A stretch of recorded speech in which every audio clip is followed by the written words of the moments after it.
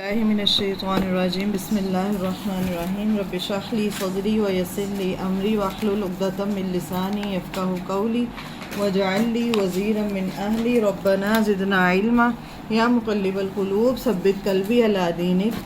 دوسرا پارہ الحمدللہ سٹارٹ ہو گیا آپ کا، یہ کھولیں۔ ابھی جیسے میں نے بتایا کہ ہر خوشی کے بعد اللہ تعالیٰ انسان کے اوپر ایک ذمہ داری ڈالتا ہے، شادی کے بعد بھی ایک ذمہ داری ڈلتی ہے، ہر خوشی کے بعد۔ وہ آپ کو پہلے پارے کی بہت خوشی تھی نا، ہم نے مکمل کیا، تو دوسرے پارے کے شروع میں بھی اللہ تعالیٰ اب ہم پہ تھوڑی سی ذمہ داریاں ڈالیں گے، ٹھیک ہے؟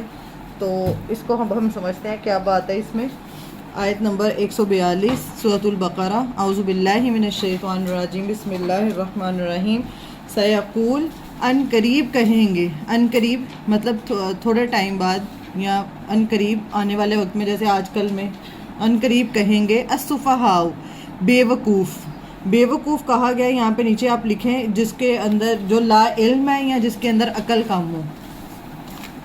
لا علم، عقل کم ہو، اللہ کے حکم کو نہ ماننے والا اور اعتراض کرنے والا کو کیا کہا ہے اللہ تعالیٰ نے؟ بے وقوف۔ ان قریب کہیں گے وہ جو بے وقوف ہیں، السفہاء بے وقوف ہیں، من الناس لوگوں میں سے، ماں کس نے واللہ پھیر دیا انہیں، ان قبلتہم ان کے قبلے سے، اللتی وہ جو کانو تھے وہ علیہا اس پر۔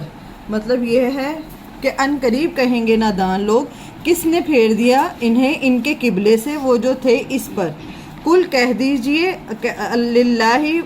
للہ المشرق والمغرب، اللہ ہی کے لیے ہے مشرق اور مغرب، یہدی من یشاء الی صراط مستقیم، وہ ہدایت دیتا ہے جسے چاہتا ہے طرف راستے کے۔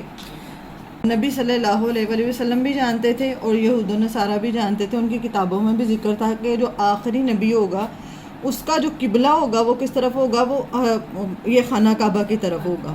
جب تک نبی صلی اللہ علیہ وآلہ وسلم مکہ میں رہے نا، تو وہ کبھی خانہ کعبہ کی طرف اور کبھی بیت المقدس کی طرف۔ اب میں آپ کو تھوڑا سا بتا دیتی ہوں، یہ دیکھیں، یہ ادھر اس طرف یہ خانہ کعبہ ہے، ٹھیک ہے؟ تو اس طرف یروشلم ہے، ٹھیک ہے؟ بیت المقدس یہاں سے مراد خانہ اپوزٹ ہے بالکل۔ مکہ میں تو نبی صلی اللہ علیہ وآلہ وسلم اور صحابہ مطلب کبھی اس طرف اور کبھی اس طرف اس طرح کر لیتے تھے۔ جب وہ ہجرت کر کے مدینہ گئے نا، مدینہ جانے کے بعد نبی صلی اللہ علیہ وآلہ وسلم نے 16 سے 18 ماہ نا صرف اس طرف فیس کر کے جو تھی نا وہ نماز پڑھی۔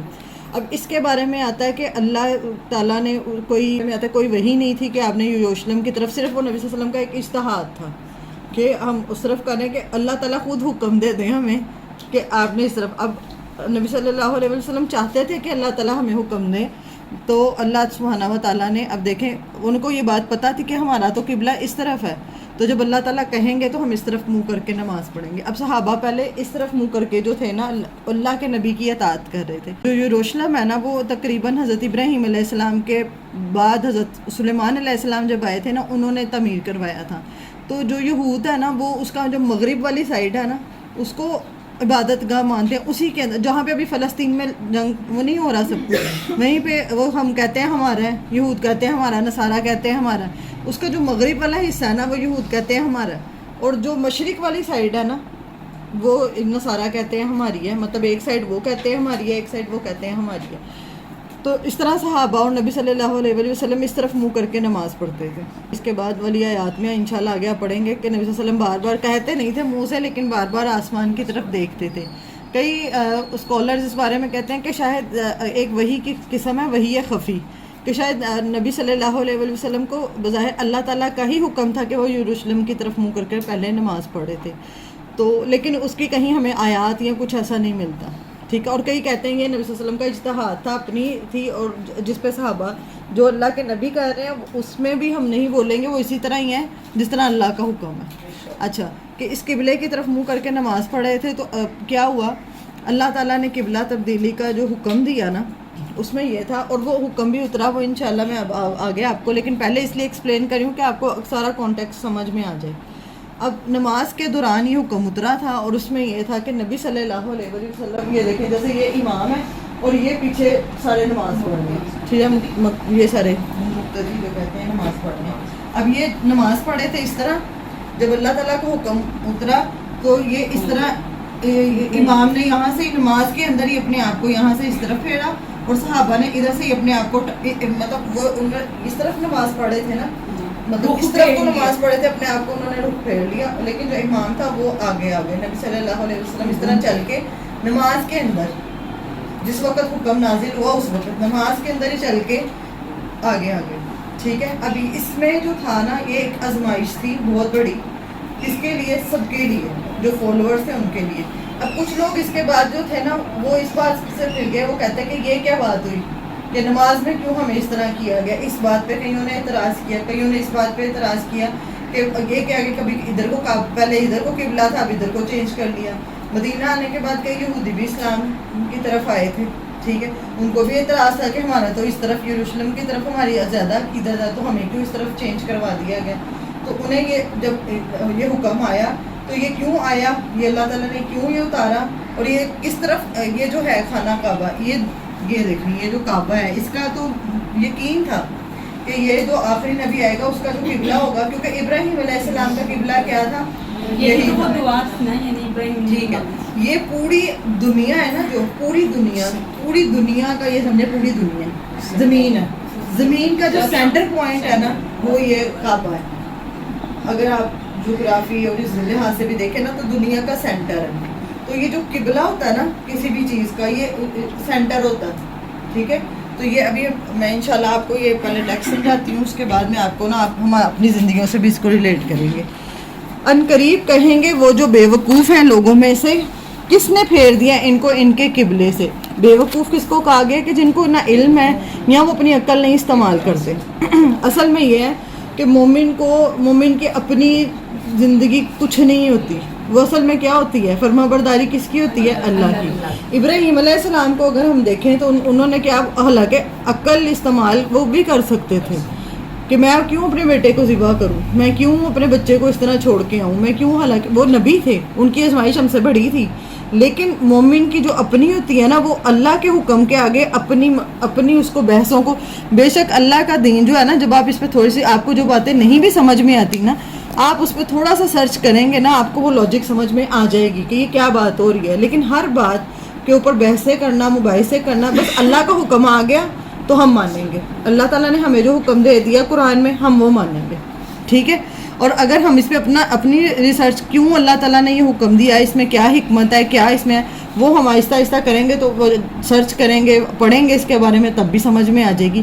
لیکن ذہن میں یہ چیز ہونی چاہیے کہ کس کا حکم آ گیا, اللہ کا حکم آ گیا, یا اللہ کے نبی صلی اللہ علیہ وسلم کی حدیث ہمارے سامنے آ گئی, اور وہ بات میرے اپنے کردار سے, میرے اپنے نظریات سے, میرے خیالات سے ٹکراتی ہے, تو وہ سب کیا ہو جائیں گی, رد ہو جائیں گی, چاہے کتنا ہی بڑا اسکالر کیوں نہ ہو, کتنا ہی بڑا امام کیوں نہ ہو. جہاں پہ قرآن کی آیت آ گئی, جہاں پہ حدیث آ گئی اوتھینٹک, آپ کو پتہ ہے کہ یہ اوتھینٹک حدیث ہے, یہ نہیں کہ کوئی من گھڑت بھی تو لوگوں نے کتنی اپنے فرقوں سے, اپنے مسلک سے, اپنی مرضی سے کتنی نکالی ہوئی ہیں. جو اوتھینٹک وہ ہیں جن کا سورس پتہ ہے, جن کا علماء نے کتاب, جیسے امام بخاری کی, امام مسلم, سنن ابی داؤد, سنن ترمذی, صحیح ابن ماجہ, اس طرح 6 سے 7 یہ کتابیں ہیں. اب سلسلہ تو صحیح ہے بھی, اس طرح 7-8 یہ جو کتابیں ہیں نا, کم از کم ان میں اگر وہ لکھا ہوا ہے تو اس میں پھر ہماری اپنی مرضی نہیں چلے گی, جیسے کہہ دیا. اور اللہ کی نبی کی اطاعت بھی کیسی ہے, اللہ کی اطاعت. تو صحابہ نے جنہوں نے اللہ کے نبی کی اطاعت کی, یہ ایک آزمائش تھی کہ کون اپنی مرضی کا, ایک تو ہے کہ میں اپنی مرضی سے کروں گا, میری مرضی ہے, اور کون اللہ کے نبی کی اطاعت کرتا ہے. جس نے اطاعت کرنی ہے اس نے ہر حال میں اطاعت کرنی ہے. ٹھیک ہے, اللہ تھی وہ جو کانو تھے وہ علیہا, اس پر, اس قبلے پر. اب اللہ تعالیٰ کہہ رہے ہیں کل کہہ دیجئے للہ المشرق والمغرب, اللہ ہی کے لیے مشرق اور مغرب. یہدی من یشاء الی صراط مستقیم, وہ ہدایت دیتا ہے جس کو چاہتا ہے سیدھے راستے کی طرف. اب یہاں پہ مراد یہ ہے کہ اللہ تعالیٰ کو حال کا بھی پتہ ہے, اللہ تعالیٰ کو ماضی کا بھی پتہ ہے, اور اللہ تعالیٰ کو پتہ ہے کہ میں نے کون سا کام کیسے کرنا ہے, چاہے وہ مشرق کی طرف منہ ہو, چاہے مغرب کی طرف منہ ہو, وہ کام میں چاہے وقت لگا, ہم کیا چاہتے ہیں ہر کام میں جلدی ہو. لیکن اللہ تعالیٰ کا, اب دیکھیں اللہ تعالیٰ شروع سے بھی تو صحابہ کو اور یہ نبی صلی اللہ علیہ وسلم کو پہلے ہی حکم دے دیتے مدینہ میں جب انٹری ہوئے تب, لیکن اللہ تعالیٰ نے 16-18 مہینے کے بعد یہ حکم نازل کیا. اس میں کیا حکمت ہے, اس میں اگر آپ اپنا دماغ لگائیں گے تو بھی اس میں اتنی زیادہ حکمتیں ہیں, اور وہ اللہ تعالیٰ زیادہ بہتر جانتا ہے. ہمیں بتا دیا گیا, صحابہ نے اس پہ عمل کر کے دکھایا, لیکن کچھ ایسے تھے جو اس حکم کے بعد جو تھے نا وہ پلٹ گئے. ٹھیک ہے, اب اس پہ اچھا اس میں ایک اور چیز سمجھ لیں, یہاں پہ بات تو ہو رہی ہے اس پوائنٹ آف ویو سے, قبلے کے پوائنٹ آف ویو سے, لیکن ہر انسان کا نا ایک سینٹر آف دی لائف ہوتا ہے, ہر انسان کا قبلہ ہوتا ہے. اگر آپ لوگوں نے گانے سنے ہو تو اس میں محبوب کو کہہ رہے ہوتے ہیں میرا قبلہ, میرا فلانا. قبلے کا تو نعوذ باللہ بہت زیادہ وہ کرتے ہیں کہ میرا تو سب کچھ ہی تو ہی ہے, میرا تو سب کچھ تو ہی ہے. قبلہ کہنے کا مطلب یہ ہے کہ میرا سب کچھ تو ہی ہے. اب یہ سمجھیں کہ ہر انسان کی زندگی کا ایک سینٹر آف دی لائف ہوتا ہے. ہماری زمین کا سینٹر کیا ہے؟ کعبہ. اور ہماری زمین کا سینٹر کعبہ ہے, اور ہماری زندگی کا بھی ایک سینٹر ہوتا ہے. وہ کیا ہوتا ہے کہ جس کے تحت ہم زندگی, اب جیسے ایک ڈاکٹر بنتا ہے, جس کو ایک ڈاکٹر بننا ہوتا ہے, اس کی زندگی کا سینٹر کیا ہوتا ہے کہ میں نے مشن کیا ہوتا ہے کہ میں نے اس کی روٹین ہمارے جیسی نہیں ہوگی کہ جب مرضی سوئے, جب مرضی اٹھے, جب مرضی, ایسے نہیں ہوگا. پھر اس کے ایک ڈسپلن ہوگا زندگی میں. جس کو پیسہ کمانے کا, لوگ کہتے ہیں مجھے پیسہ کمانا ہے, کیا ان کی زندگی چینج ہو جاتی ہے؟ یا جو کسی بھی کریئر کو لے لیں, کسی بھی فیلڈ کو, کسی بھی کریئر میں جو لوگ آتے ہیں وہ پھر اب اپنے آپ کو کس حساب سے لے کر چلتے ہیں, وہ جو ان کے زندگی کا سینٹر پوائنٹ ہوتا ہے نا. اب کچھ عورتوں کا سینٹر پوائنٹ ان کا شوہر ہوتا ہے, کچھ کا سینٹر پوائنٹ ان کا اپنا گھر ہوتا ہے. ٹھیک ہے, کہ وہ ہر وقت گھر کی آرائش میں, گھر کیا ہوتا ہے. اور یہ اپنے آپ سے پوچھنا ہے کہ میرا قبلہ کیا ہے, میرا سینٹر آف دی لائف کیا ہے. جب آپ نے پہلا پارہ پڑھ لیا, تھوڑا تھوڑا سمجھ لیا, تو اللہ تعالیٰ اب آپ کو اس پوزیشن پہ لے آئے ہیں کہ ہم سب نے, ہمارا سب کا جو قبلہ ہے نا اب وہ دنیا ہے. تو اللہ تعالیٰ جب ہم اللہ کے حکموں پہ عمل کریں گے تو ہمارے بھی زندگی چینج ہو جائے گی, قبلہ چینج ہوگا. اس پہ کئی لوگوں کو اعتراض ہوگا کہ تم تو اس طرح نہیں تھی, تم تو ایسے نہیں تھے, تم تو مطلب دنیا کی طرف تھے. اب آپ اگر کوئی بندہ سود پہ کام کر رہا ہے, اس نے پہلا پارہ سمجھ کے پڑھ لیا اور اس نے سود کا کام چھوڑ دیا, یا حرام کام, گانے سننا, یا مطلب موویز, یا اس طرح کی جتنی چیزیں تھیں اس نے اپنی زندگی سے یہ چیزیں نکال دی, یا غیبت نکال دی, یا جھوٹ نہیں اب وہ بول رہا, صرف سچ بول رہا ہے, اور اس کو سچ بولنے پہ مشکلات کا سامنا بھی کرنا پڑا ہے, تو دنیا کی نظر میں وہ سمجھدار تو نہیں ہے. وہ کیا کہیں گے, یہ تو بے وقوف ہے. اگر کسی کا سود کا کام ہے اور وہ اس کام کو سارے کو چھوڑ دیتا ہے, اور اس کا ایک طرف سے تو اس کا اللہ تعالیٰ بے شک رزق دینے والا ہے, اس کو کچھ ٹائم بعد اللہ تعالیٰ اس سے بھی کتنا زیادہ نواز سکتا ہے, لیکن دنیاوی نظر میں وہ کیا ہے, بے وقوف ہے نا. تو اس طرح جب ہمارا بھی قبلہ چینج ہوگا نا, ہمارا سینٹر آف دی لائف جب چینج ہوگا, اور وہ سینٹر آف دی لائف, مومن کا جو سینٹر آف دی لائف وہ کیا ہوتا ہے, وہ اللہ ہوتا ہے. اس دل میں بھی کیا ہونا چاہیے, اللہ کو ہونا چاہیے. اور ہماری زندگی کا بھی جو سینٹر ہے وہ کیا ہونا چاہیے, ہمارا قبلہ کیا ہونا چاہیے, اللہ اور اللہ کے نبی کی رضا صلی اللہ علیہ وسلم, یہ ہونی چاہیے. زندگی میں مختلف ٹاسک ہوتے ہیں. اب ابراہیم علیہ السلام جو تھے نا, ان کی زندگی کے بھی کتنا کچھ تھا, ان کی اولاد تو ان کی بھی تھی, سب کچھ تھا, لیکن ان کی زندگی کا سینٹر جو تھا نا, جو سینٹر ہوتا ہے نا اس کے مطابق آپ کی زندگی چلتی ہے. جن کا زندگی کا سینٹر, مثال کے طور پہ اگر کسی کا گھر سینٹر یہ ہو کہ میں نے گھر بنانا ہے, یا میں نے گھر کا وہ کرنا ہے, تو اس کی پھر صبح شام سونا, اٹھنا, سوچنا, بولنا, سب کچھ کیا ہوگا, اسی کے مطابق ہوگا. یہ مراد نہیں ہے کہ آپ نے دنیا کی زندگی جینی نہیں ہے, وہ آپ نے چھوڑ ہی دینی ہے. وہ آپ کے ٹاسک ہوتے ہیں, لیکن وہ آپ کا سینٹر آف دی لائف نہیں ہونا چاہیے. ابراہیم کا سینٹر آف دی لائف کیا تھا, اللہ کی رضا. ان کی زندگی پھر اس کے اکارڈنگ چلتی ہے, جس کی دنیا رضا ہوتی ہے نا, اس کی زندگی اس کے مطابق چلتی ہے. تو جب ہمارا قبلہ چینج ہوگا, اگر آپ اللہ کی طرف آئیں گے, آپ کا قبلہ, تو آپ کو بھی یہ کہا جائے گا کہ تمہیں کس چیز نے پھیر دیا, اور تم اتنے دنیاوی فائدے اکٹھے کرتے کرتے, یا آپ جاب چھوڑ کے قرآن سیکھ رہے ہیں, یا آپ کچھ ایسا جو آپ کو دنیاوی بینیفٹس دے سکتی ہے, وہ چیز چھوڑ کے آپ اللہ کے راستے کی طرف آئے ہیں. تو بظاہر دیکھنے میں تو یہ بے وقوفی ہے کہ آپ پیسے چھوڑ کے, دنیا کی مال و دولت چھوڑ کے, آپ اس ٹائم پہ جاب کر سکتے ہیں, کیا کیا کچھ کر سکتے ہیں, آپ وہ چھوڑ کے آپ اللہ کا دین سیکھ رہے ہیں. بظاہر تو یہ بے وقوفی ہے, لیکن حقیقت میں یہی سمجھداری ہے. سمجھدار وہی ہیں جو اللہ کے مطابق اللہ کا دین سیکھنے. اصل میں سمجھداری کیسے ہے کہ ساتھ جانا کسی نے قبر میں یا آخرت میں, کسی نے آگے کہنا کہ اس کو قبر میں مت ڈالو, میں بھی ساتھ جاؤں گا, اس کے مجھے بڑا پیار ہے, جن کے پیچھے ہم اپنی زندگیاں ہلکان کرتے ہیں. جو ذمہ داریاں اللہ نے ڈالنی ہیں نا, وہ ڈالنی ہیں. آپ نے شوہر کی اطاعت کرنی ہے, لیکن شوہر کی اطاعت اللہ کی اطاعت سے اوپر نہ آئے کہ آپ نمازیں ہی چھوڑ رہے ہیں, آپ کو نمازوں کی کوئی پرواہ نہیں ہے کہ جی, یا آپ گھر میں اتنے مگر ہیں کہ آپ گھر کے کام کر رہے ہیں. نمازیں نہیں آپ کی نمازیں قضا ہو رہی ہیں یا نمازیں آپ بالکل چھوڑتے جا رہے ہیں. ٹھیک ہے, سینٹر آف دی لائف کی سمجھ میں آ گئی. تو ہمیں بھی اپنا اب لکھیں یہاں پہ کہ میرا سینٹر آف دی لائف کیا ہے.